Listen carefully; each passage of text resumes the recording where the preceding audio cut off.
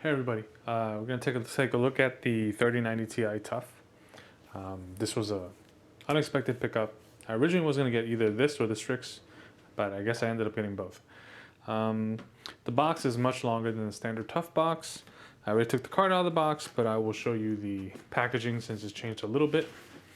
Alright, so in the box, it's a little different this time. They've changed the design, so you get this fancier TUF gaming kind of shell. We'll toss the box aside. If you open it up, it's no different. This part has the 3/8 pin adapter, the card, and that's all you get. Empty, nothing else. All right, so a bit different than the original TUF packaging. It's a nice mix-up, but let's take a look at the card itself. All right, here's the card. Physically, it is, I want to say, the same size as the 3090 Strix, the Strix cards. It's relatively the same size. The fans, I believe, are the same, and it is a little bit taller than the Strix card used to be. Give me 1 second, I'll grab a Strix card actually. So, back, this is the TUF. This is a Strix. This is a 30. This might be a 3080 Strix or 3080 Ti Strix. Let me see the back. Okay, it's not. It's a 3070 Ti. Just gives it away. But yeah, you can see it's about the same size, right? So actually, you know what? It looks like it might be even the same height. Let's take a look. Yep, give or take the same. Give or take the same. But the design of the heatsink is very tough because you can tell there's a VRM layer and there's the regular heatsink. Now, this feels a little bit light, but usual TUF RGB here, nowhere else. No exterior fan control that I can see, but I can tell you it's the exact same PCB as the Strix 3090, at least it looks like it. I said before that it was the same, but you know what? We can find out for sure. But it definitely looks like, yeah. See, I can actually see, if I look inside, I can see the fan headers that the Strix would have. It's just not on here. So it's the same PCB. Some of the componentry might be a little different, but I highly doubt it. But the card does feel very light, even though it looks nice and chunky. And the reason I bring that up is because for those that don't know, I'm just going to go into this real quick. This cooler that's on this 3070 Ti is the same cooler that's on 3060 Ti all the way to the 3090 Ti. And this card feels heavier, feels heftier. So, because the fins are very dense. But this cooler is not sufficient for a 3090. It's sufficient on like a 3060 Ti, 3080 maybe not so much because it's the same die, but it's not sufficient for a 3090 or 3080 Ti even, okay? Or even a 3080 to a certain extent as well. So when I see this cooler that has more dense fins, and I look at the TUF, it's a little concerning because this is going to pull about 460 watts, okay? And the 3090 pulls 480 watts, okay, 3090 Strix. And I know the 3090 Strix, as I showed in the other video the other day, is not sufficient to cool a 3090 Strix, okay? It's just not. And anybody that has one that actually pays attention to the temperature will tell you it's not. So this is a little bit concerning because when I look at the cooler here, and I look at the cooler on my other 3090 Ti, right, the 41.3, which I've done a video on, you can see this is a big difference in the heft alone. So let's just weigh this real quick. That will come on. Okay. So let's weigh the TUF. 1,664 grams. Let's weigh the For the Win 3. 2,157 grams. Now, from a length perspective, right, the card is shorter, but thicker, okay? So, big GPU both ways. but this is a lot heavier, and that heft is on heatsink because this is plastic. Okay, the shroud is plastic. The shroud is metal, which is nice, but that has me thinking this heatsink is not that great. But we'll find out. Oh yeah, you know what? We'll just throw the 3070 Ti Strix in there because that's a Strix cooler. I mean, the PCBs and chips don't weigh that much. So let's take a look. 1804. So 3070 Ti Strix is heavier. Okay. It's heavier. Same fans. I'm pretty sure these are the exact same fans, just with different logos on them, right? But they look like they're exact same type of fans. Actually, these look a little more refined than these are, if you notice. They're slightly different design, so they've changed it a little bit. But it's not a good sign that heatsink is not that heft. Okay, so I'm gonna plug this in and we'll take a look. Okay guys, I've been playing with it a little bit. When we did the overview earlier, I said I don't feel there's confidence in this cooler because it looks like it's bigger but not more dense, and it's fairly lightweight. And sure enough, the card gets extremely hot very quickly. So right now I have everything set to stock. So out the box, on the OC fan curve, which is the more aggressive fan curve, the card is right now idling at 48, all right, which is pretty much what it normally idles at so far from what I can tell. And the moment I launch this benchmark, that fan is going to ramp up extremely quick. I don't know if you can see the numbers for my MSI afterburn in the top left corner. Okay, but right now the fan's at 52% and the fan's at 75%, 89%, and temperature's at 83°C. And this just started. And the fan, you can hear the fan. It's at 100% fan now.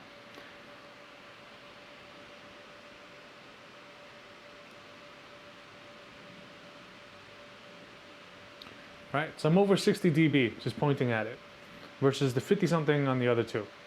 Okay, so immediately down clocking. It's 1800s now, 1830, 1815, in the 1700s now. As it gets warmer, it's at 91°C already. So it can't, yeah, it's hovering between high 1700s and high 1800s. I don't know if it's coming across on the camera, it might be too small, but it can't maintain the boost clock of 1950 or whatever that's on the box. Okay, spec wise, I think it's 1950 for the non-OC BIOS, 1920 for the OC, sorry, 1915 for the OC BIOS, and then 1920 for the quiet BIOS. Okay, which is really just a fan curve difference. All right, but as you can see, it's not. This cooler is not sufficient, and that's a letdown.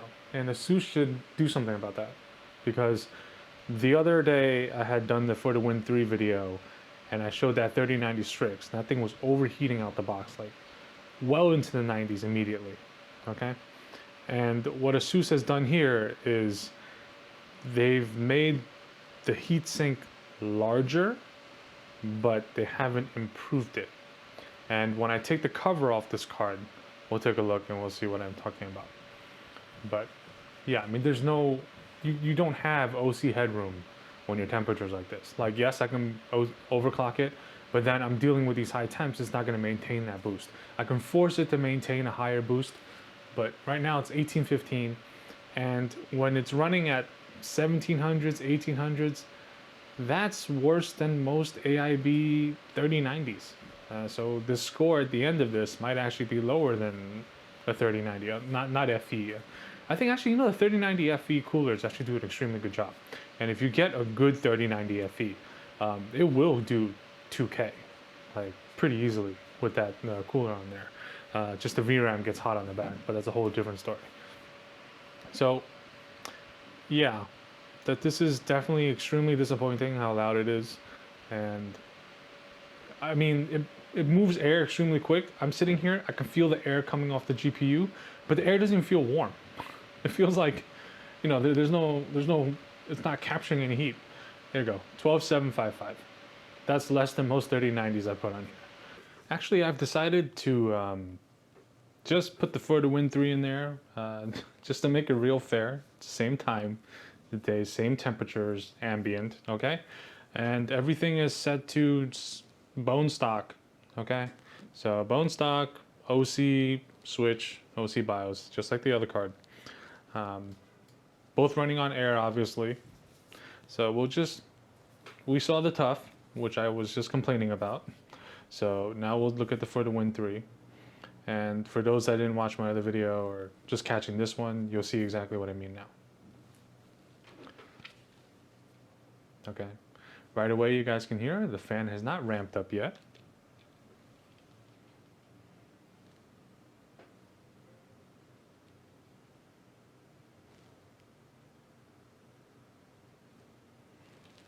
I'm in the 40 dBs, okay, mid 40s. Fan's ramping up a little bit.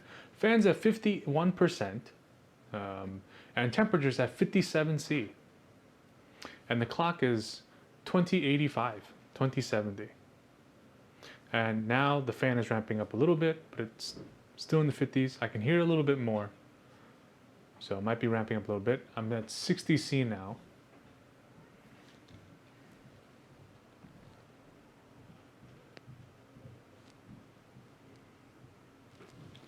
All right. This is what I'm talking about. That cooler is not sufficient. And this is a thicker card, but it is also a shorter card. And for most folks, a shorter card in terms of fitting is more important than a thicker card, right? So like for example, in the Torrent Compact that I'm working on, that TUF is not going to fit with the radiator, but this will. In fact, this card will fit with a 60mm radiator in the front. Actually, no, sorry, not 60, but 40mm radiator. And now the fan is ramped up to 61. Temperature has gone up to 64, but I'm still over 2K. And I might fast forward through some of this in post so we can get straight.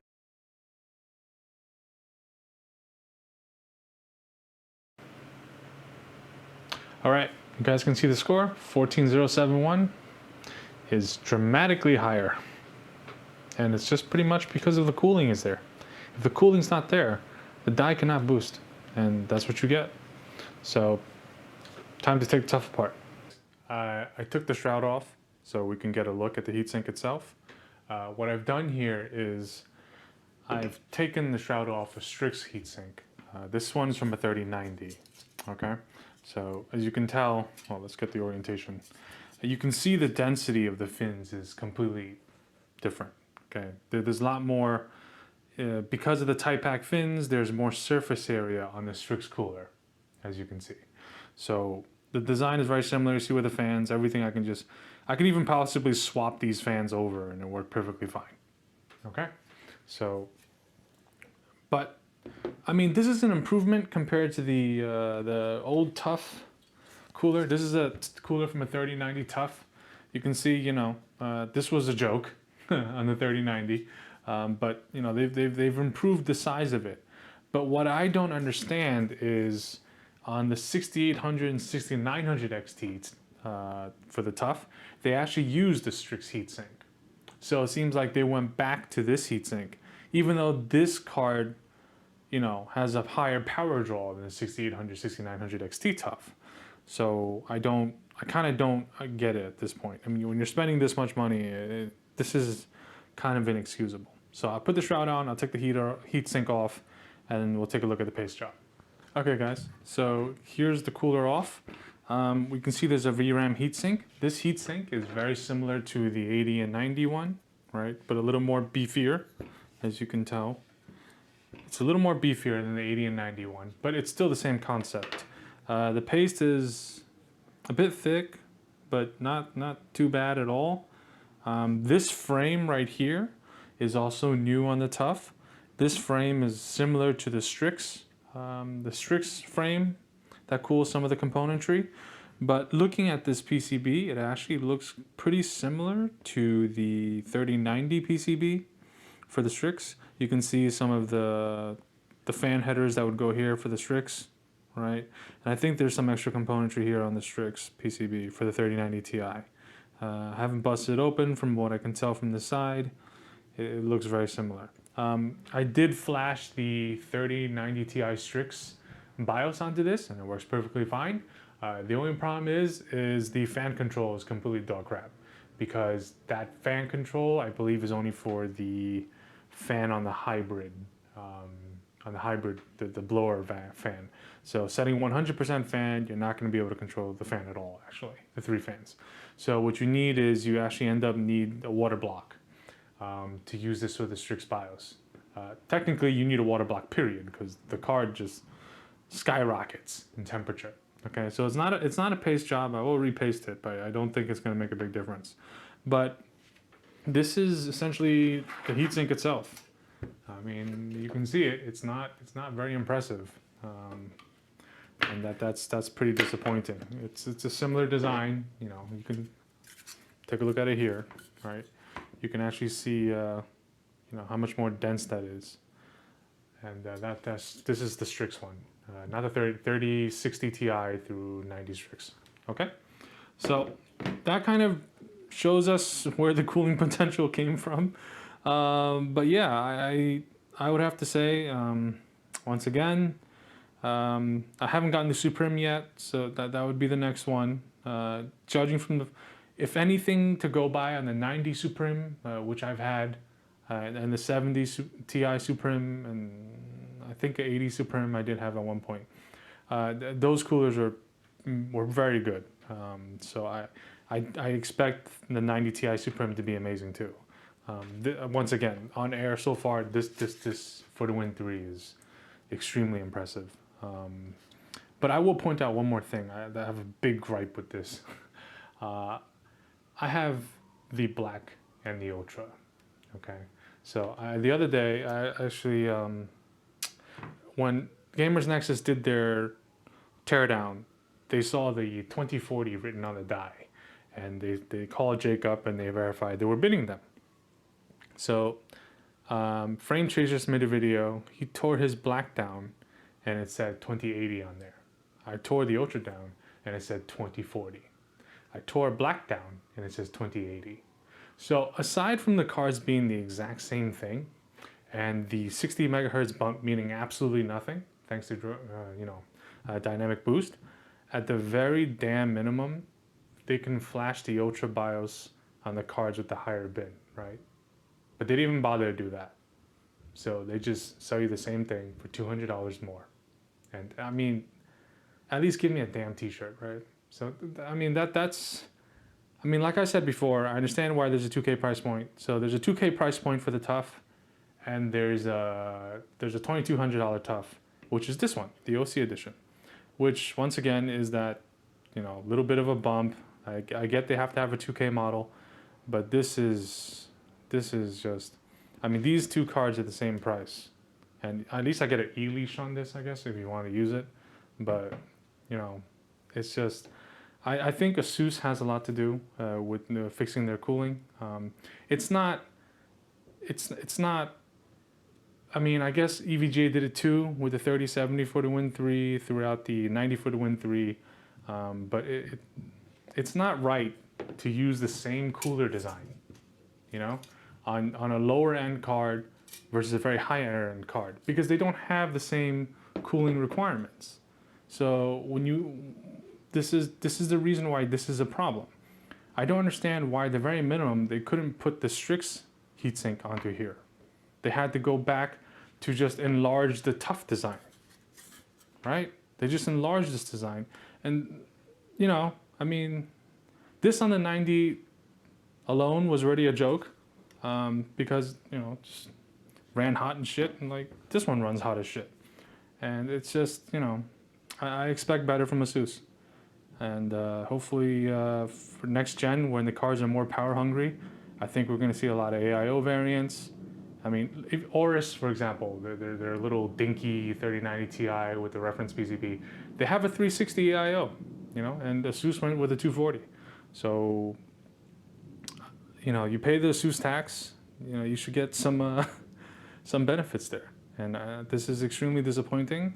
I pretty much need a water block on this card for it to not, you know, struggle. So I don't know. I saw the reviewers.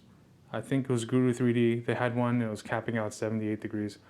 Honestly, I don't know how this was capping out at 70 degrees. Okay, it's not that hot in here. It's like 75 degrees Fahrenheit, which isn't very warm. So I don't understand how.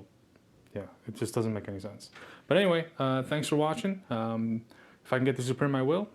In regards to this card, if I may just not keep it because the block's going to be a while. And like I said, you know, it's just not worth it. It just kind of pisses me off, to be honest. All right, thanks for watching. Take care.